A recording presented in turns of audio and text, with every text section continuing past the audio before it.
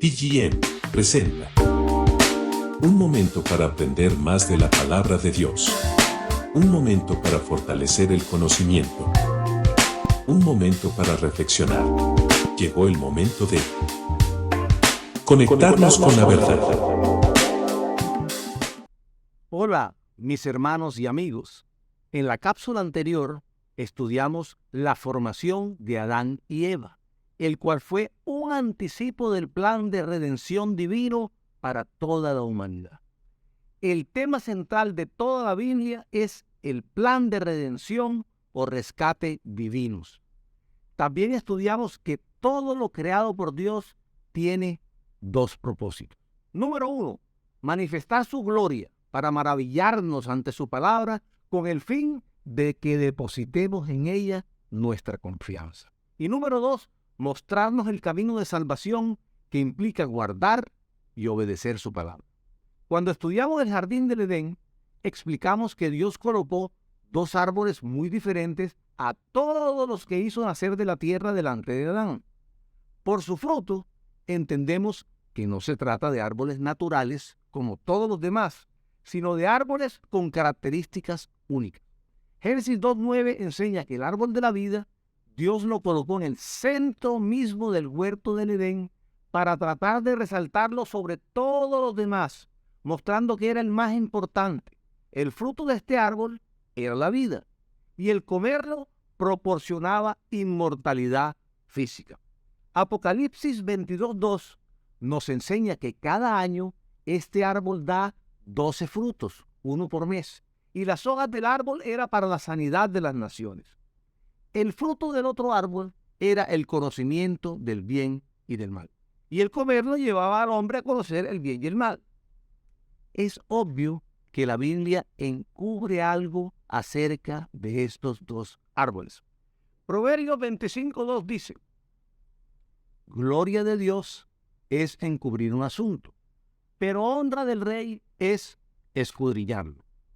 El que escribió esta frase fue Salomón, el hombre más sabio en la época, y él consideraba que era honroso poder escudriñar las escrituras para lograr descifrar el asunto encubierto. Dios encubre el asunto para que su gloria sea manifestada y exaltada. Cuando hay un asunto sobre el cual parece que la Biblia no tiene una respuesta, el creyente debe tener el desafío de investigar, escudriñar y orar para que el Espíritu Santo le ayude a encontrar en las mismas Escrituras la respuesta para el asunto encubierto. Deuteronomio 29:29 enseña que las cosas secretas pertenecen a Jehová nuestro Dios, mas las reveladas son para nosotros y para nuestros hijos para siempre, para que cumplamos todas las palabras de esta ley. Entonces, ¿puede Dios a través de su Espíritu Santo revelarnos las cosas secretas? Desde luego que sí, pero únicamente a nosotros los creyentes, como dice Mateo 13:10-11. Entonces, acercándose a los discípulos, les dijeron: ¿por qué les hablas por parábolas? Él respondiendo les dijo: porque a vosotros os es dado saber los misterios del reino de los cielos, mas a ellos no les es dado. ¿Y por qué a nosotros sí y a ellos no? Porque a ellos no les interesa conocer a Jesús. Al hombre natural solo le interesan las cosas de la carne, porque tienen el espíritu muerto. Por eso no pueden ver ni oír las cosas espirituales. Muchas veces me han sacado de lugares públicos solo porque les estoy hablando a alguien de Jesús. Y el hombre natural se molesta y rechaza la palabra de Dios. Pero nosotros, como creyentes, debemos seguir perseverando por la salvación de ellos y, como dice Judas 1:23, a otros salvad arrebatándolos del fuego. Mateo 13:13 nos enseña: Jesús continúa diciendo: por eso les hablo por parábolas, porque viendo no ven y oyendo no oyen ni entienden. El hombre natural es un ignorante voluntario de las enseñanzas de Dios. No le interesa aprenderlas. Por eso viendo no ven y oyendo no oyen ni entienden los profundos misterios que Dios nos dejó en su palabra. Cada palabra, cada símbolo, cada ilustración, Cada parábola enseñada por Dios encierra profundas verdades de consecuencias eternas. Pero esa revelación le era dada solamente a los discípulos. A los demás les hablaba en parábolas. Marcos 4, 33, 34 nos dice: con muchas parábolas como estas les hablaba la palabra, conforme a lo que podían oír, y sin parábolas no les hablaba, aunque a sus discípulos en particular les declaraba todo. Qué privilegio que Dios nos revele a nosotros sus misterios. Mateo 10, 26, 27 nos señala: así que no los temáis, porque nada hay encubierto que no haya de ser manifestado, ni oculto que no haya de saberse. Lo que os digo en tinieblas, decidlo en la luz, y lo que oís al oído, proclamadlo desde las azoteas. Ya Cristo nos anunció que nada va a quedar encubierto. Todo lo que estaba oculto, encubierto, en tinieblas, Él quiere revelarlo para que lo digamos en la luz, para que lo proclamemos abiertamente.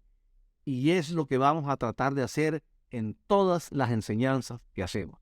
Y hoy nos toca el privilegio de escudriñar la revelación que hay detrás de estos dos árboles que se encontraban en el centro del huerto del Edén. Pero debemos tener cuidado de resolver todos nuestros interrogantes únicamente con la Biblia. La palabra se interpreta a sí misma. Considerar otras fuentes puede conducirnos a errores como el siguiente. Algunos enseñan que cuando Dios creó a Adán y Eva, el sexo era pecado, aunque hoy entre las parejas casadas no lo sea. Utilizan muchísimos textos bíblicos mal interpretados para sustentar su teoría, de modo que un neófito fácilmente llega a creerla. Señalan que el fruto del árbol del conocimiento del bien y del mal en medio del jardín era el sexo, y que Eva pecó teniendo sexo con la serpiente, naciendo Caín, que no era hijo de Adán, sino fruto de una relación adúltera con la serpiente, y se constituía en la simiente de la serpiente. Pero sustentar sus malas interpretaciones no fue fácil. Tuvieron que enseñar también que Eva se convirtió en un árbol de la muerte después del adulterio con la serpiente, quien le dio toda su sabiduría y conocimiento del bien y del mal. Y Eva da a comer de su cuerpo, o sea, del otro árbol de la muerte, a Adán, teniendo intimidad sexual con él. Por último, para justificar las inconsistencias de esta falsa doctrina, añaden que como la intimidad sexual era pecado, el hombre fue creado para reproducirse diciendo la palabra, como hizo el Creador en el principio. Adán declararía la palabra sobre el vientre virginal de la mujer, quien concebiría a su hijo sin pecado, de la misma forma que hizo el Espíritu Santo con María. Hay demasiadas contradicciones en esta interpretación, y las más importantes son las siguientes. Primero, Dios solo permitió la reproducción entre individuos del mismo género. La serpiente utilizada por Satanás para engañar a Eva no es genéticamente compatible con ella para dar a luz a Caín, como ellos aseguran. Segundo, el único creador es Dios. Nadie puede crear nada sin una sustancia preexistente. Solo Dios puede crear de la nada, bará. Tercero, Satanás no puede crear otros diablos. Él es espíritu y es imposible que de la nada cree otros seres espirituales. Por lo tanto, Satanás es incapaz de crear un alma o un espíritu. Cuarto, es imposible que los ángeles o el mismo Satanás tengan un hijo con una mujer. Ellos son espíritus y no tienen un cuerpo físico ni genética humana. Por lo tanto, el espermatozoide requerido para engendrar el óvulo de la mujer no podría provenir de su cuerpo espiritual. Quinto, aun si Satanás pudiera formar el espermatozoide requerido para fecundar el óvulo de la mujer, si Dios no ha creado un espíritu y un alma en Génesis 1:27 para ese embrión, va a ser imposible que viva, ya que requiere de un alma y un espíritu que Satanás es incapaz de crear. Sexto, decir que el hombre podía fecundar a Eva con su palabra es una herejía. Implica asegurar que no todas las cosas serían hechas por el verbo de Dios, sino también por el verbo del hombre. Y Dios establece en Juan 1:3, refiriéndose a Cristo, todas las cosas por Él fueron hechas y sin Él nada de lo que ha sido hecho fue hecho. Hay muchísimas más contradicciones bíblicas en esta absurda teoría, pero no vale la pena detenernos más tiempo en este asunto. Comencemos entonces a explicar el árbol de la vida. Tuvo que ser el árbol más importante al colocarlo Dios en el mismo centro del huerto del Edén. Además, su fruto era único, la vida. Por su fruto sabemos que no se trata de un fruto literal, sino de un fruto simbólico. No existe un árbol con tronco, ramas y hojas cuyo fruto sea la vida. Por tanto, este árbol tiene que ser simbólico, al igual que el árbol del conocimiento del bien y del mal. Hay una clave hermenéutica que nos va a ayudar a entender esto. Un símbolo puede representar una o varias realidades. Esta es la herramienta que vamos a utilizar para encontrar el significado correcto de estos dos árboles. Las Sagradas Escrituras utilizan proverbios, parábolas y símbolos para ayudarnos a entender mejor las profundas verdades que Dios nos quiere revelar. Los símbolos que encontramos en las Escrituras tienen dos significados. Uno que salta a la vista, que es la parte tangible del hecho o elemento simbolizado. Y otro que sugiere un significado abstracto o invisible asociado al símbolo por su semejanza o correspondencia. Como estudiantes bíblicos, es nuestro deber hallar lo que las Sagradas Escrituras nos revelan acerca del símbolo de estudio. Pongamos el ejemplo de una paloma blanca. ¿Qué representa el símbolo de una paloma blanca? Una paloma blanca simboliza dos realidades. La primera de ellas es al Espíritu Santo. Ahora, la paloma blanca no es el Espíritu Santo. La paloma blanca es solamente un símbolo que en este caso representa al Espíritu Santo. La paloma blanca también es utilizada como símbolo universal de la paz. Ahora, ¿es la paloma blanca la paz? Desde luego que no. Nadie puede decirle a usted que la paz tiene alas blancas, ojos, pico y dos patas. La paloma blanca es solamente un símbolo, que en este caso representa un concepto intangible, abstracto, invisible, el cual es la paz. Veamos entonces lo que en la Biblia simboliza un árbol. Salmos, capítulo 1, verso del 1 al 3. Bienaventurado el varón que no anduvo en consejo de malos, ni estuvo en camino de pecadores, ni en silla de escarnecedores se ha sentado, sino que en la ley de Jehová está su delicia, y en su ley medita de día y de noche. Será como árbol plantado junto a corrientes de agua, que da su fruto en su tiempo y su hoja no cae, y todo lo que hace prosperará. El rey David nos está presentando en el primer salmo de la Biblia un símbolo, un árbol plantado junto a corrientes de agua. Y el mismo salmo da la respuesta de lo que simboliza ese árbol. Un varón que no se ha contaminado con ninguno de los pecados que se describen al comienzo del salmo. La interpretación del símbolo árbol en este texto bíblico es que es una persona. Hay muchos textos bíblicos que ratifican que el símbolo árbol en la Biblia representa a una persona. Voy a darle la lista de algunos de ellos para que usted por su cuenta verifique esta enseñanza. Romanos 11:24. En este pasaje, el árbol de olivo es símbolo de la persona del Espíritu Santo. La raíz de este olivo simboliza a Abraham. Las ramas representan a los descendientes de Abraham. Las ramas desgajadas representan a los judíos incrédulos. y las ramas que fueron injertadas representan a los gentiles que han recibido el Evangelio. Aquí nuevamente un árbol simboliza a una persona. En Juan capítulo 15, versículos 1 al 8, el árbol de la vid representa a la persona de Jesús. Nosotros representamos los pámpanos. Los pámpanos son los brotes verdes y blandos que tiene la vid cuando las hojas todavía no se han abierto. Deben permanecer en la vid para dar fruto, simbolizando que ninguna persona puede llevar fruto en sí mismo si no permanece en Jesús. Mateo 3, del 7 al 10, nos habla de frutos dignos de arrepentimiento y añade también que el hacha está puesta en las raíces de los árboles, simbolizando personas que no dan frutos dignos de arrepentimiento. Daniel 4, del 20 al 22. En este texto, Nabucodonosor tiene un sueño con un árbol cuya copa llegaba hasta el cielo. Y Daniel interpreta el sueño, diciéndole que el árbol era él.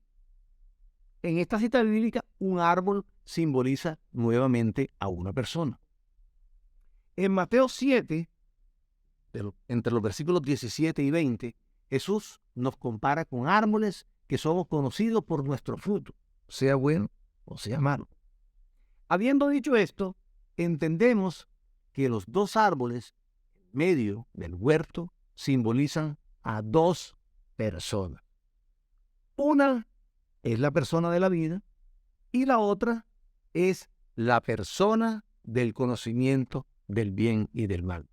O sea, que conoce perfectamente el bien y el mal. Veamos entonces quiénes son cada una de esas dos personas. Comencemos con la persona de la vida. En Lucas 23:31, mientras cargaba la cruz, Jesús mismo dice que él simboliza un árbol verde.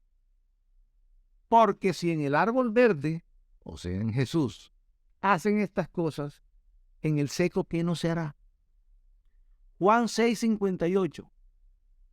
Este es el pan que descendió del cielo, no como vuestros padres comieron el maná y murieron. El que come de este pan vivirá eternamente. Jesús les explicaba a los judíos que Él era el pan vivo que descendió del cielo y el que come de Él vivirá eternamente. Aquí queda muy claro quién es la persona de la vida y comiendo de Él tendremos vida eterna. Primero de Juan, capítulo 5, versos 11 al 12. Y este es el testimonio, que Dios nos ha dado vida eterna. Y esta vida está en su Hijo. El que tiene al Hijo tiene la vida. El que no tiene al Hijo no tiene la vida. Esta cita bíblica es muchísimo más clara. Primero, establece que Dios nos ha dado vida eterna. Segundo, establece que esa vida eterna está únicamente en su Hijo Jesucristo. Tercero, establece que el que tiene a Jesucristo tiene la vida y que Jesucristo es la persona de la vida. Cuando Jesucristo predicaba la palabra, lo hacía con autoridad. Y sus discípulos le dijeron: Señor, dura es esta palabra. Y muchos de tus discípulos se están volviendo atrás y ya no te siguen. Y en Juan capítulo 6, versículo 67, dijo entonces Jesús a los 12, ¿quieren acaso irse también ustedes? Y le respondió Simón Pedro, Señor, ¿a quién iremos? Si solo tú tienes palabra de vida eterna. Queda totalmente resuelto el significado del símbolo del árbol de la vida. La única fuente de vida eterna en la Biblia es la persona de Jesús. Toda la Biblia respalda que Jesucristo es la persona de la vida. La única persona de la vida. Cristo es el árbol de vida en medio del huerto del Edén. Por Él y para Él fueron hechas todas las cosas. Todo por Él fue hecho y sin Él nada de lo que ha sido hecho fue hecho. Él es el dador de vida. En Edén, Él es el verbo de Dios, la palabra de Dios, el Logos. Todavía no existía Jesús, que es el verbo encarnado. Llama la atención que el árbol protagonista en todas las historias bíblicas no es este árbol que estaba en el centro del Edén, sino el árbol del conocimiento del bien y del mal. Pero quiero resaltar el hecho que Génesis 3, versos 2 y 3, dice lo siguiente. Y la mujer respondió a la serpiente, del fruto de los árboles del huerto podemos comer, pero del fruto que está en medio del huerto, dijo Dios, no comeréis de él, ni le tocaréis, para que no muráis. Aquí surge una aparente contradicción. Y cuando pasa eso en la Biblia, muchas veces Dios quiere darnos una revelación importante. Habíamos aprendido en Génesis 2, verso 9, que el árbol que estaba en medio del huerto era el árbol de la vida. Pero ahora la mujer le dice a la serpiente que Dios le había prohibido comer del árbol que estaba en medio del huerto. O sea, que el árbol del conocimiento del bien y del mal también se encontraba exactamente en el centro del huerto del Edén. Y Adán y Eva tenían que escoger si seguir conectados con el árbol de la vida, recibiendo la savia divina de vida, vida eterna, que les ofrece la persona de Cristo, o apartarse de esa fuente de vida y comer del fruto del conocimiento del bien y del mal que les ofrecía la persona que conocía perfectamente el bien y el mal. Son pocos los que escogen a Cristo en lugar del mundo y sus ambiciones personales. Y lo mismo le pasó a Eva y luego a Adán. Se desconectaron del árbol de la vida, de su fuente de vida, de la persona de Cristo, y pusieron su mirada en otra persona, el árbol del conocimiento del bien y del mal. Para Adán y Eva, ya el árbol protagonista no era el árbol de la vida, y separados de Cristo, nada podemos hacer. Separados del árbol de la vida, fueron fácilmente seducidos por Satanás y pecaron.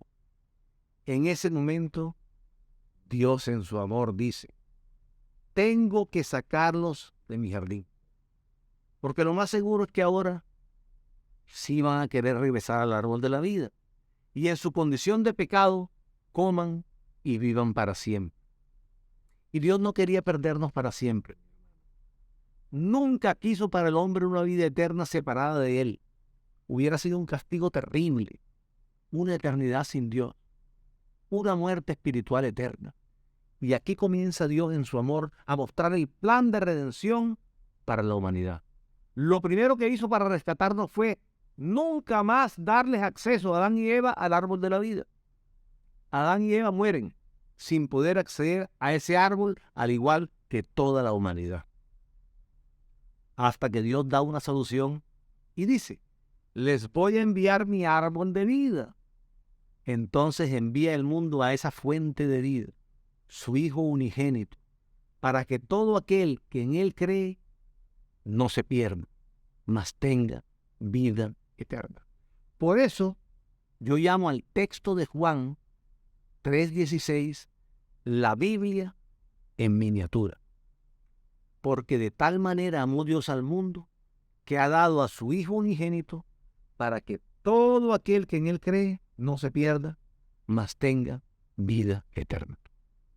La referencia bíblica de Apocalipsis, capítulo 22, versículo 2, menciona que en la Nueva Jerusalén, la Jerusalén celestial, el árbol de vida produce fruto cada mes.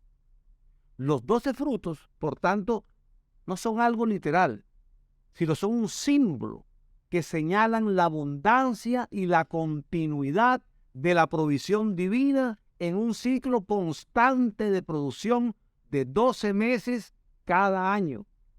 Todo el tiempo, Cristo es una fuente inagotable de vida eterna. La persona simbolizada por el segundo árbol era alguien que poseía el conocimiento del bien y del mal, y engañó a Eva a través de la serpiente para poder transmitirle ese conocimiento. En la próxima cápsula, cuando estudiemos el origen del pecado, vamos a estudiar cómo esta persona llegó al conocimiento del bien y del mal, y fue arrojado a la tierra y colocado en el centro del huerto del Edén. No sabemos si en un futuro Dios le hubiera podido permitir al hombre la posibilidad de tener el conocimiento del bien y del mal.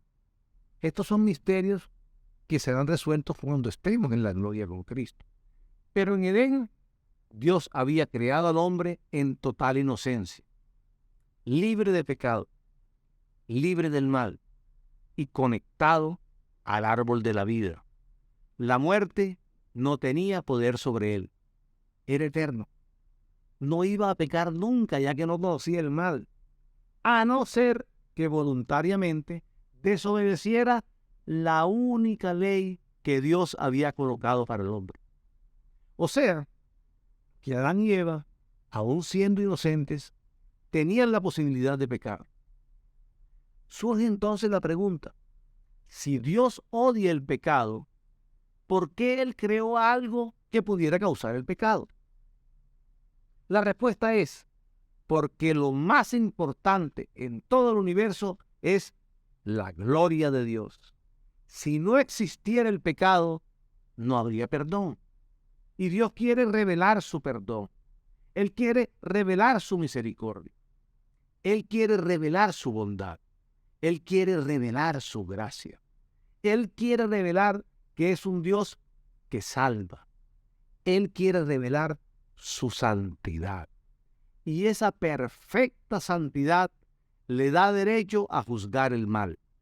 Y es aquí donde Él revela lo más importante de su naturaleza: el amor. Un incomparable amor. Solo Él posee ese amor ágape. Él es amor. Si no hubiera existido el pecado, Dios no hubiera necesitado resolver el dilema del pecado, referente a sus juicios justos y a la vez misericordiosos. Un juicio justo nos mandaría al infierno a todos, por cuanto todos pecamos. Y un juicio misericordioso sería un juicio injusto, ya que Dios no puede declarar inocente al culpable. Solo a través de su incomparable amor ágape pudo resolver este dilema. En la próxima cápsula entenderemos por qué únicamente el incomparable amor ágape de Dios podía resolver el dilema del pecado. Bendiciones y cielos abiertos.